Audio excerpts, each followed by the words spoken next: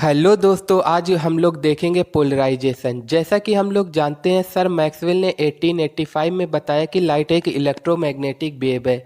यहाँ पर electric field और मैग्नेटिक फील्ड एक दूसरे के म्यूचुअली परपेंडिकुलर हैं और जो हमारा डायरेक्शन ऑफ प्रोपेगेशन है वो सामने की ओर है। यहाँ पर लाइट ऑफ वाइब्रेशन का मतलब इलेक्ट्रिक फील्ड का वाइब्रेशन है। अगर हम इसको रिप्रेजेंट करने के लिए सिंप्लीफाई करें तो इसकी जो पोजीशन है वो प्योर ट्रांसवर्स होगी। तो ये हमें सामने से कुछ ऐसे दिखाई पड़ेगी जैसा कि हम लोग एनिमेशन में देख रहे हैं कि यहाँ पर प्लेन ऑफ ऑसिलेशन क्या है। जैसा कि हम लोग जानते हैं, जो हमारे कॉमन सोर्स है, बल्ब है, कैंडल है, फ्लोरेसेंट लैंप है, इसमें इलेक्ट्रिक फील्ड का वाइब्रेशन सभी डायरेक्शन में होता है। यदि लाइट बीम का वाइब्रेशन एक से अधिक डायरेक्शन में होता है तो उसे अनपोलराइज्ड लाइट, और यदि लाइट बीम का वाइब्रेशन एक प्लेन में हो तो उसे पोलराइज्ड लाइट कहते हैं। यदि हम अनपोलराइज्ड लाइट को ऐसे रिप्रेजेंट करें जैसा एनिमेशन में देख रहे हैं, बट फ्रंट से हमें वेव कुछ ऐसे दिखाई पड़ेगी।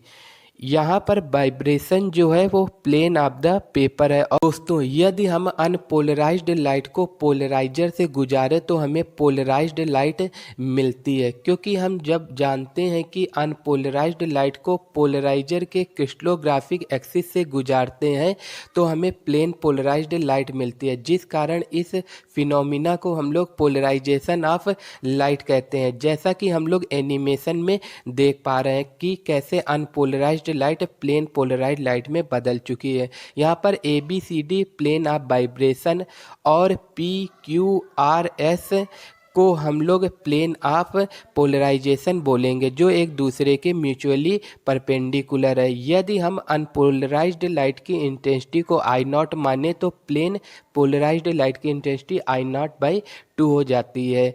इसके बाद हम पोलराइज्ड लाइट को यदि एनालाइजर से गुजारे तो उसकी इंटेंसिटी पे कोई फ़र्क नहीं पड़ता है, क्योंकि दोनों की एक्सिस एक दूसरे के पैरेलल होते हैं।